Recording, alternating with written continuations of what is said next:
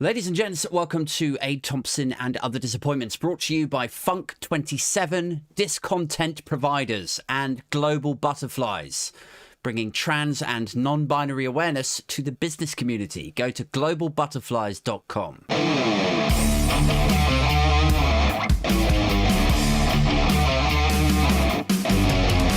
Yo, yo, yo! How are we doing, ladies and gents? Welcome back to the twice-weekly show that is Aid Thompson and Other Disappointments. Indeed, you sort of twice-weekly delve into the many fields of finance, fascism, fossil fuels, fraudsters, and forlorn feelings.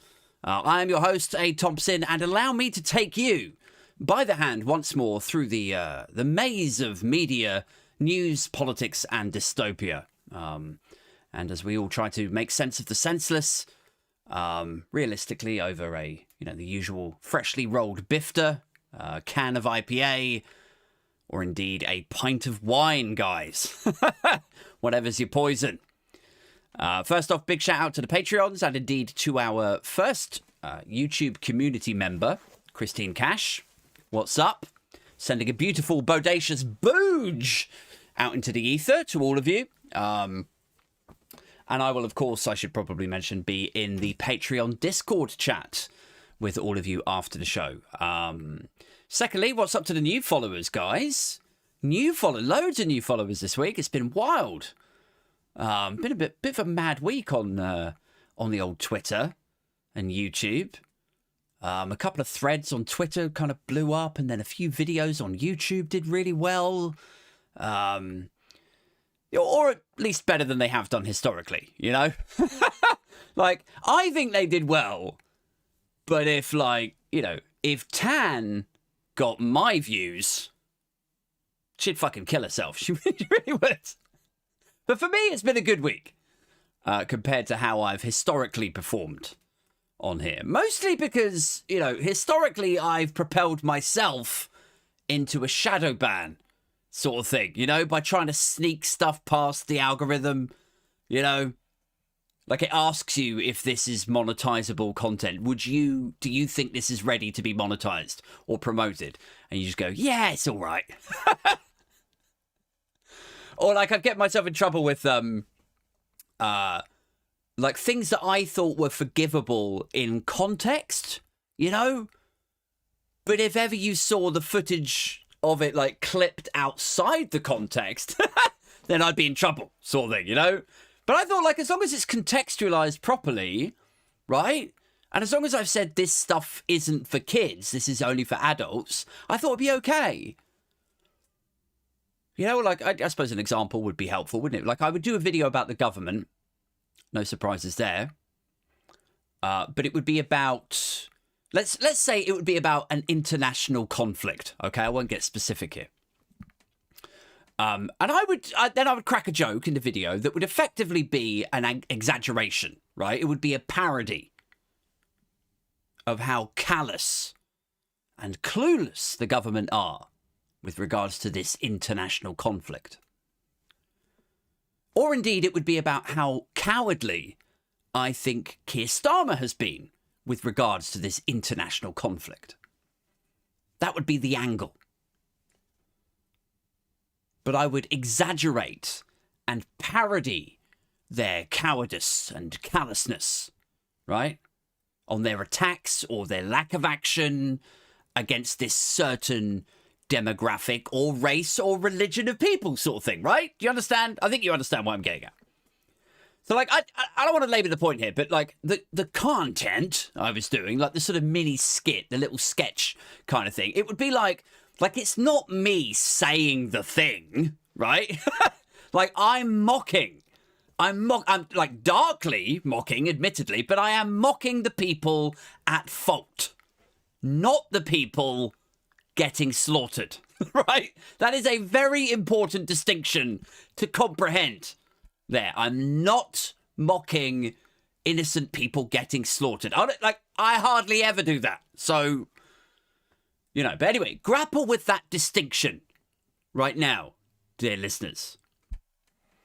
But let me tell you, that is not a distinction accessible by the moderation team of YouTube. It's just not.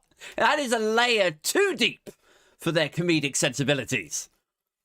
And like I don't want to spend the whole episode, moaning about my frustrations as a YouTuber, if that's whatever I should call myself these days. But it is wild. It's like I'm trying to think of an example of like the sort of thing that I'm talking about that won't get me in the same trouble again with YouTube, with the algorithm and stuff. But it's like imagine someone down your street starts getting into kicking pigeons, right? And I know that sounds weird, but just bear with me. Let's see if I can make this work. If someone down your street develops a hobby for kicking pigeons and they celebrate it, publicly, or on like nextdoor.co.uk or Facebook or something, they're like, yeah, I kick pigeons. I hate pigeons. Look, they're ridiculous. Look at them.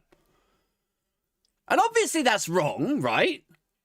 But if I see that and I'm powerless to stop the pigeon kicker, this 6'5", 19 stone, built like a brick, guy. Like, I mean, I'm saying he's 6'5" now and 19 stone and like tonk and stuff, just to justify why I wouldn't stop him kicking the pigeons, right? I'm just now I'm like addressing my own cowardice, but how weirdly brave of me. Anyway, let's just say he's a big fella, right? The pigeon kicker. Like, what am I going to do?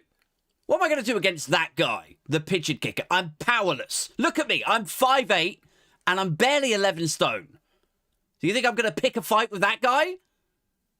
With that imaginary, harmful man? He would destroy me. So I'm powerless to stop the pigeon kicker, right? My only weapon is to mock him. If that's the case, I might take the mick out of him, and I might exaggerate his personality and his hobby, I might do an online video or write a tweet or something where I'm like, oh, look at me. I'm a roided out meathead with a tiny peen, and I have to kick birds because I can't F them. Or something, or I might say, yeah, I'm really angry at pigeons because they bring home more bread than me. Like that sort of thing, right? And I might gesture with it on my video. I might pretend that I'm kicking them. But if I did that, it would be like, this video has been demonetized. It's like, what? Yeah, that's hate speech. How is that hate speech? Well, you're saying that you hate pigeons, and you're pretending to kick them. But I'm doing that to mock the people who do actually do that. I literally do not understand what you're saying. Right, okay, well, is there someone else there that might? Can I escalate this? Can I get a second opinion? Yeah, you can, actually. Just click the manual review thing right there, and then you click it, and then you wait 3 days, and the review comes back. And this is the bit that blows my mind, dear listeners. This is the bit that I'm just like, I don't get. Like, the review comes back, and it goes, yeah, this is totally hate speech. You're like, oh my God! How is that hate speech? Like, are you 7? Are you 7 years old? It's literally mocking the thing that you are saying that it is. No, I don't understand that. Literally, all any of us can see is things at face value. That is it. I mean, look, guys. I don't want to spend the whole episode moaning about this stuff, as I said. But here is the thing. I said that I would try to make that work. The pigeon kicker thing. I did, didn't I? And it's not entirely there, is it? But for this reason, because in that specific example, it could be confusing for the YouTube moderators, because it would be difficult to tell if it was hate speech or against pigeon hate, because although I do mock mercilessly people like the pigeon kicker, whom I deem to be insufficiently pure of heart, simultaneously, concurrently, I do actually myself hate pigeons. So in that scenario, I can sort of half understand the ambiguity. I hate pigeons. Flappy little, you know what I'm about to say. Anyway, look, let's get into the news, shall we? What's up to people in the chat? What's up to the Patreons? What's up to everyone that showed me a bit of love this week? I mean, we've got a lot to get through tonight, really. We're going to talk about the Mercers a little bit. We're going to reveal who is this week's tap dancing tosser. Who gets that award? Highly prestigious award that we bequeath to deserving individuals occasionally. We're going to touch on this cheeky new starlet of the self-proclaimed New Conservatives. Guys, don't know if you caught the news this morning, today, this afternoon. It's a guy called James Daly. Yeah, so that's what's happening. That's what's going on. That's what's up. But first, the sound of an exhausted 43-year-old father of three cracking open his first beer of the week. Oh! Cheers, guys. God, that's delicious. It's like being fucked in the mouth by God. Right, so it wouldn't be right to do a show this week without discussing the Mercers, would it? But I don't necessarily want to go into, too much like really deep in the detail, because I kind of already did a little explainer video about it yesterday. So I just really kind of want to talk about the aftermath, the bit after I finished the video, what's happened since. But I'll cover off some of the basics for you. So the guy sets himself a target. This is Johnny Mercer, MP, Tory, represents Plymouth North, is it? Plymouth constituency. And he says, February last year, he says he's going to end veteran homelessness in 2023. That was his goal. That was his target. And he said, you can hold me to that. And if we're to take him at his word, like literally the word homelessness, then he has failed that target spectacularly. Because veteran homelessness has increased. It's very well reported yesterday. It's actually gone up by about 14%. Now, if we are to take him at his revision, shall we say, at his new defense for why he's not hit that target, where he's like, well, I didn't really mean homelessness, I meant rough sleeping. If we're to take that as 100% gospel, then his original brief and his comm skills suck, right? So that's the nuts and bolts. You can kind of take your pick there, Johnny. So anyway, then he goes after Carol Vorderman for highlighting it. And he suggests that the Labour guy that's challenging him in Plymouth has only served in the armed forces for 5 minutes, right? When in actual fact, it turned out this chap, Fred Thomas, his name is, the Labour candidate. In actual fact, it turned out he was a Royal Marine for 7 years. Anyway, then Johnny Mercer's wife backs him up, and then she gets a death threat, and Johnny then quotes this thing, and he goes, seriously? Carol Vorderman? Oh, good job, Carol. And it's like it's her that's to blame, Like, he's miscommunicated. He's missold what he's doing. It's him who's tweeting at Vorderman, saying harsh stuff like, nobody cares what you think. People think you're mad, Carol. Sending her, puke emojis and stuff, suggesting that she's only trying to fill a void, to fill your sad, lonely life. Sad shit lonely life, I believe it was. I want to quote it accurately. It didn't read well. It was not a pleasant read. I mean, I don't know about you guys, but I've lost my dignity many, many times throughout my teens and 20s, and even a little bit in my early 30s, if we're going to keep this show 100% honest.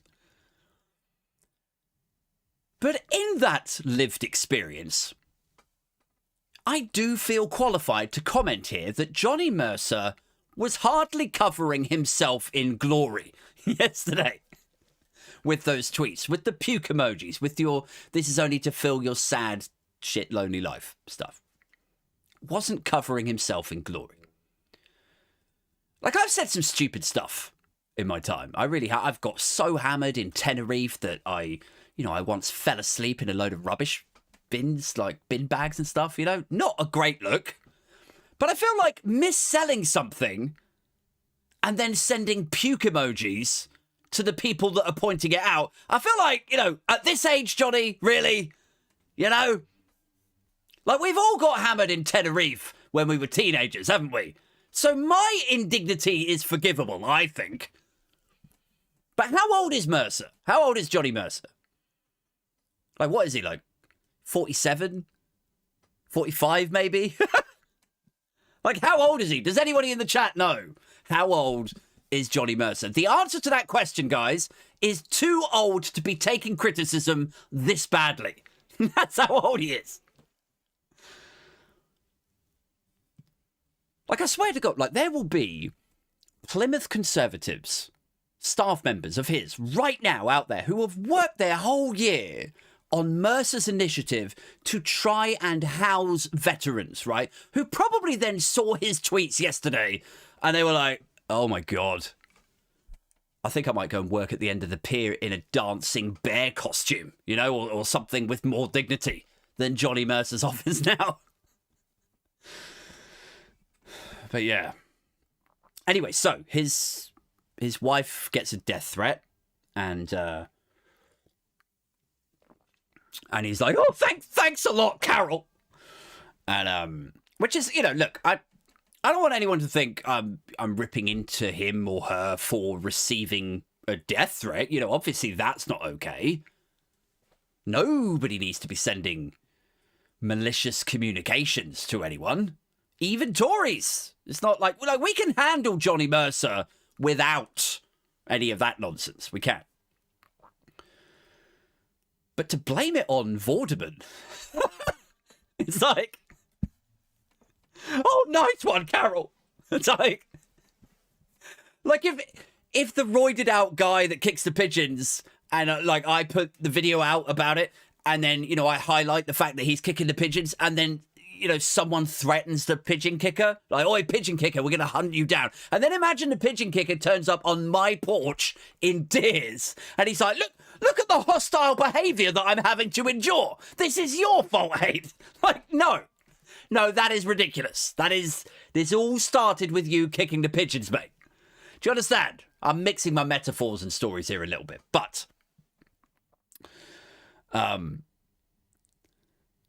so anyway, what happened next? So then, you know, so she gets a death threat, and then Super Tansky gets Felicity Minge, and Johnny Minge trending. And then his wife quits Twitter. She just emos out completely. And then he says he's also stepping back. But then he also says, still within the same tweet, that he's not going anywhere. I'm not going anywhere, guys. I like the fight. I'm not going anywhere. Well, we'll see about that, Johnny, come spring 2024, won't we? We're gonna oust him. I'm pretty sure we will. We're gonna. I mean, it's not just him. Like, we're gonna absolutely slaughter the Tories at the general election. We really are. It's gonna be merciless before and merciless after. There you go. Boom, guys. That is some. That's some premium tier wordplay for you. You don't get that shit on the newsagents, do you? You're now rocking with the booge right here. But yeah, anyway. Slaughter them. We will. Indiscriminately. I mean, I better tone down the language of, you know, slaughtering people indiscriminately, or I'll get demonetized for hate speech or something. Blacklisted to 0 again. And then maybe I could screenshot it, put it on Twitter like, seriously, Carol, thanks a bunch. Yeah, anyway. So what else are we going to talk about this evening? And how are we all doing in the chat, man? What's going on? Let's have a quick scan up the comment section. We've got Alex French, we've got Jim Speak, we've got Larry the Cat in the house tonight. What's up, guys? Christine Cash is in, MJ Nichols. Christine's I mentioned this at the beginning, Christine's our first ever YouTube community member. MJ Nichols is a very new recent joiner to the Patreon. Who else we got? We've got number 3, we've got Antonio Vicente. I hope I've pronounced that right, Antonio. Do correct me if not. Darren Watkis. We've got somebody called Questionable Absanity. What's up to all of you? Thank you so much for joining us tonight. Right, so what else were we going to do? Oh, that's right.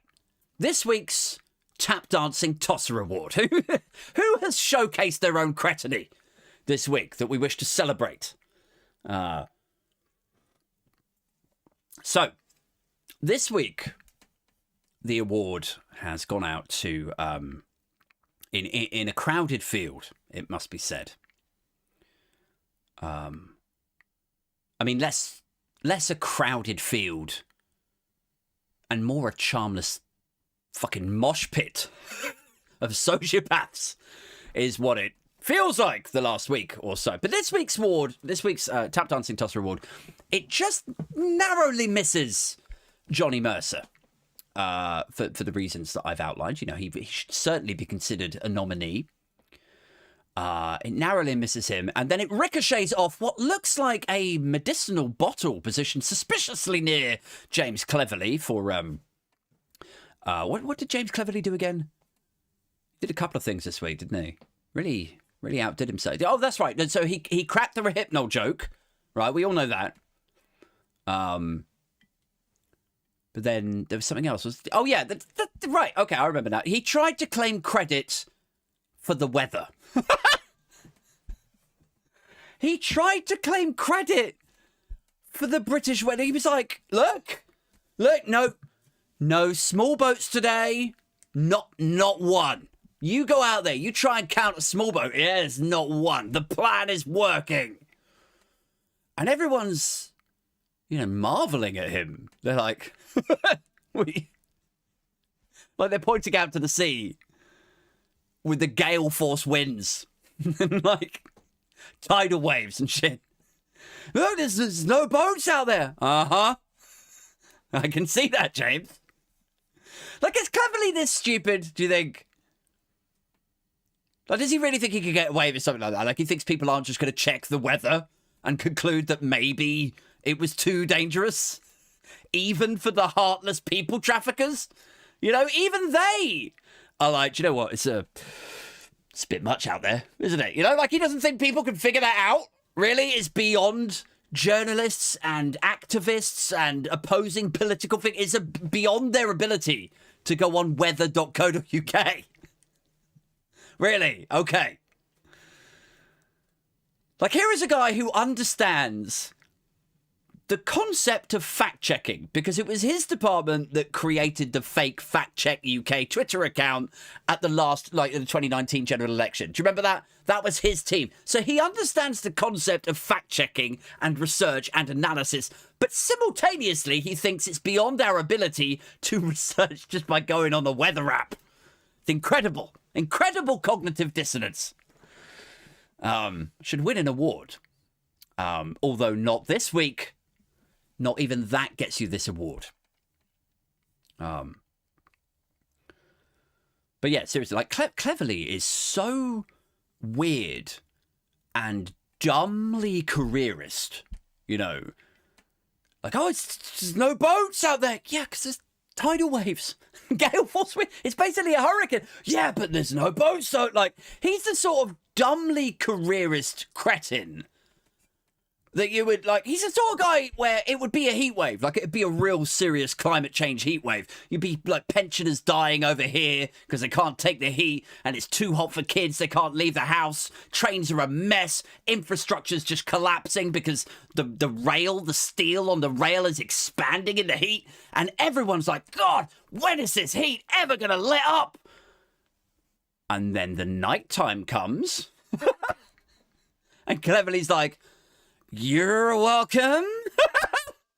That's sort of dumbly careerist, opportunistic idiocy that James Cleverly embodies. It is. Anyway, so yes, the award could have gone to James Cleverly.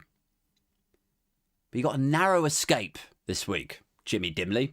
A narrow escape. Maybe next week. Must try harder. Because this week, guys, This week, the award goes to a relative newcomer. He's Tory MP for a constituency called Bury North. And his name is Mr. James Daly. Yeah! James Daly, take a bow, sir. You are the proud recipient of this week's Tap Dancing Tosser Award. Give him a round of applause, people in the chats. Give him the award. Come on, over here, James Daly. Over here, take your award. It's okay. No, on it, like, you take it. You take it. Don't be bashful. No, it's fine. Don't worry. You've earned it. Of course, if you are unaware of this this cheeky tinker, this little scallywag, it's not that surprising, to be honest. Because until now, James Daly has led a relatively anonymous life. You know, in the rare moments where I've had a couple of minutes to myself today to prep for this live show, I scanned across his Wikipedia page. I cast a glance across his many achievements, and I mean, honestly, like, the only thing of note in there is that he's resigned from being a private secretary at the height of the Pincher debacle. That's literally the only thing in there. But now, guys, James Daly, basically, he's put his head above the parapet, hasn't he? In an interview with the newspaper, where it has been reported that he said that most struggling children in his own constituency of Bury North are just the product of crap parents. So, yeah. How about that? Most children in his own constituency that are struggling are just the product of crap parents. Like, he said, like, can you believe that you would say that about kids in your own constituency? And I know what you're thinking, guys. You're thinking, how could this Tory MP be so callous, so dismissive? Or maybe you're not, you know, maybe you're thinking this is actually on balance, on brand, frankly, Aid. But, you know, I think actually it's cleverer than maybe we would give it credit for. And I shall explain to you now why I think that. Cheers, by the way, guys. So why is this actually a sort of Machiavellian, devious, clever move by James Daly, Tory MP? I think it's more calculative than just saying something mean. Because if you look, as I did, at his Wikipedia page, because clearly I have a sad, shit, lonely life and all that. But if you look at his constituency's voting history, Bury North, you can see this bellend has got a 0.5% majority. 0.5. Which is like, I mean, you know, with the Tories polling where they are at the moment, like, at this guy's historic 0.5%. So, I mean, he's dead in the water, isn't he? He's toast. And I think he knows that. So this was my read on it, dear listeners. I read this quote, I looked at that majority, and I was like, oh, this is his last roll of the dice, isn't it? Like, he's trying to quickly make a name for himself. Like, he's up in Bury, and he's not a Lee Anderson. Like, they're all red wall types, this lot, right? He's not a Lee Anderson. He's not a Ben Bradley or a Scott Benton. He's not really had his name in the papers. He's one of the 2019 intake. He's one of the new Conservatives, as they're styled.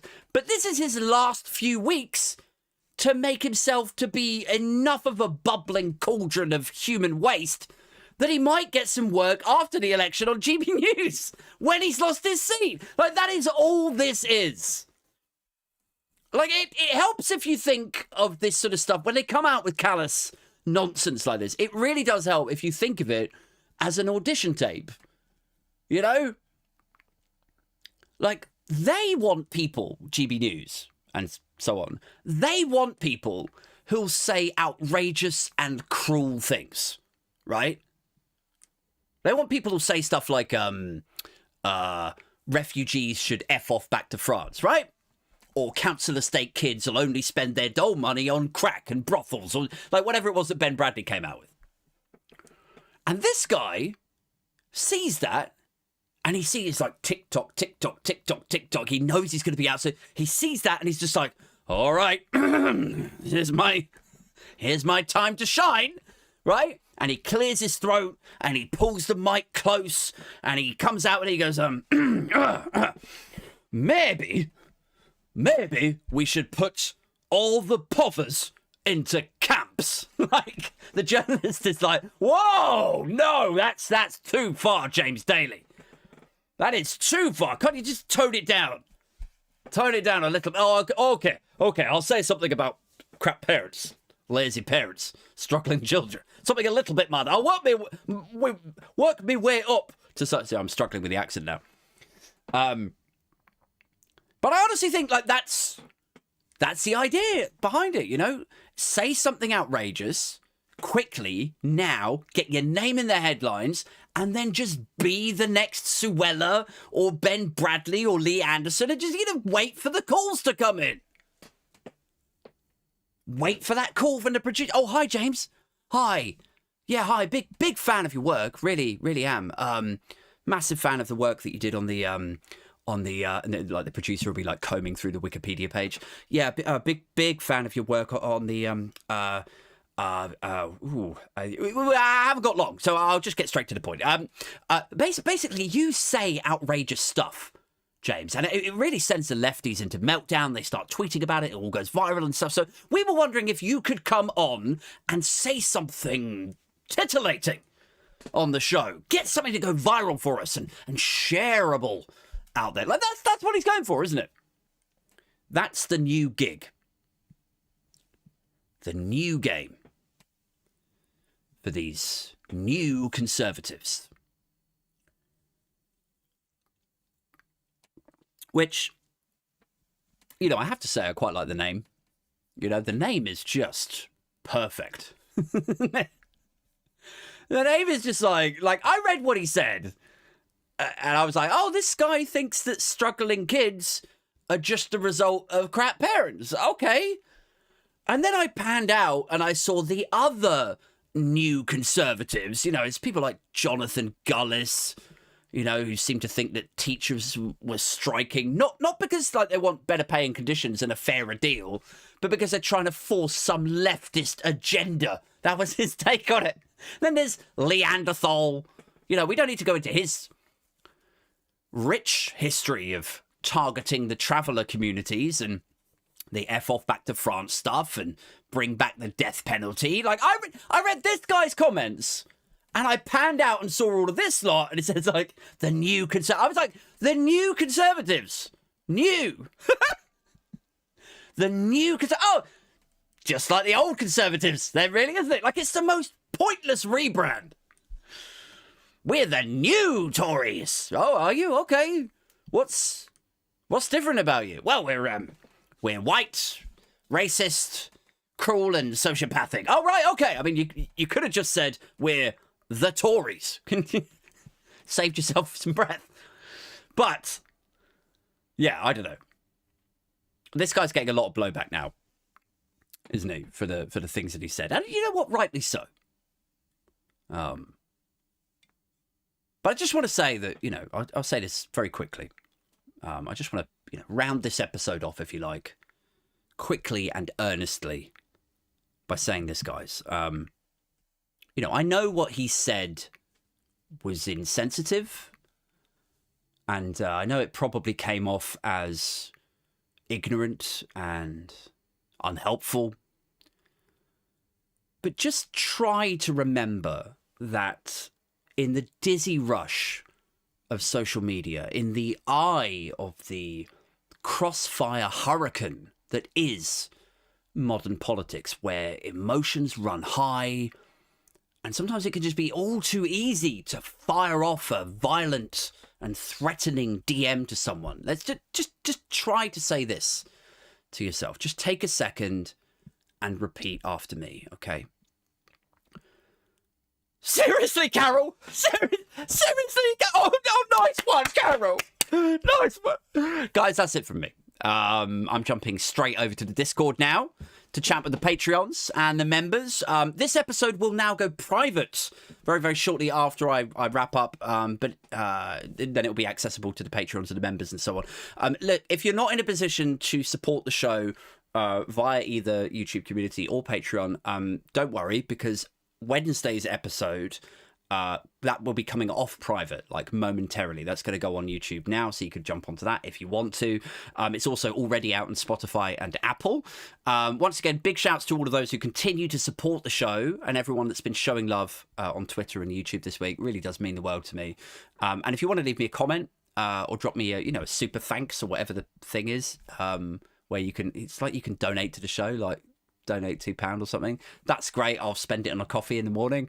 And also, like, if you got the comments open or whatever, if you're watching this on sort of playback, catch up kind of stuff, then let me know what you think of the show.